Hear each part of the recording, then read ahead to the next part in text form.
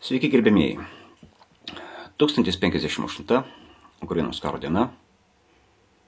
Karas tęsiasi. Kurske korėjiečių nuostoliai siekia po maždaug 90 žmonių per dieną. Manau, iki vasaros turės atvažiuoti kiti 12 tūkstančių, nes nuostoliai rimti.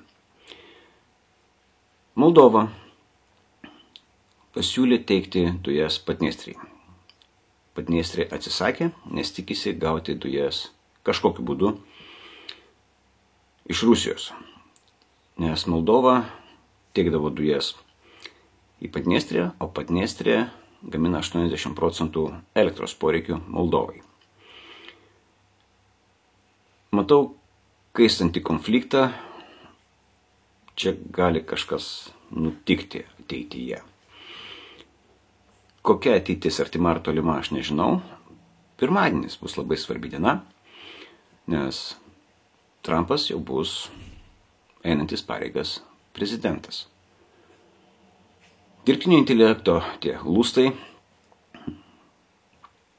Jungtinės valstijos, kaip sakant, pagal dvišalius susitarimus dalinasi technologijomis su 18 valstybių, Lietuva tenai nepapuola. Ne dėl to, kad mes nepatikimi. Dėl to, kad mūsų kaiminystė nepatikima.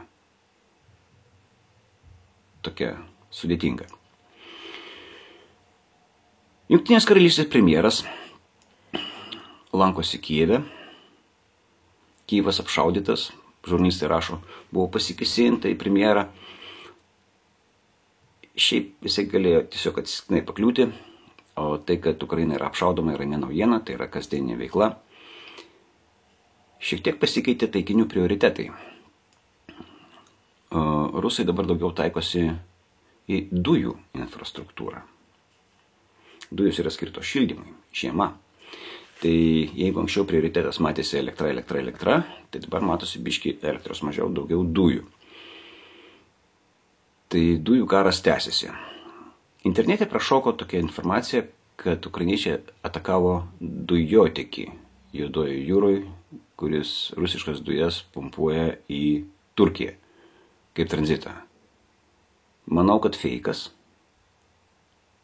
Biškai fakt čeką dariau, neradau nei patvirtinti, nei paneigti.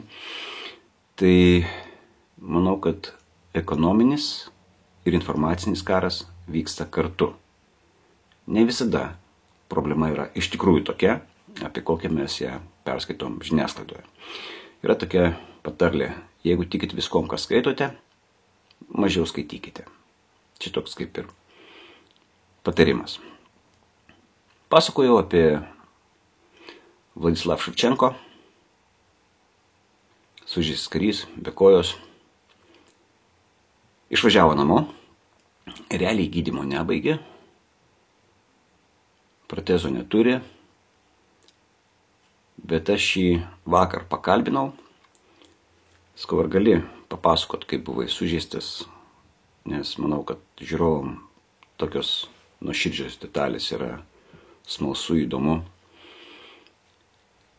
Tai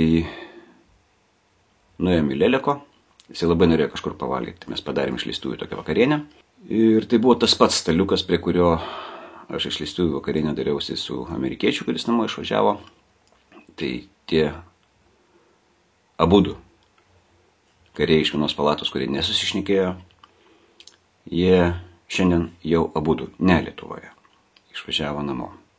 Ta interviu, kur aš iš jo paėmiau, aš bandysiu sinchroniškai versti į lietuvių kalbą. Šito dar niekad nedariau, bet manau, kad bus man gera treniruotė.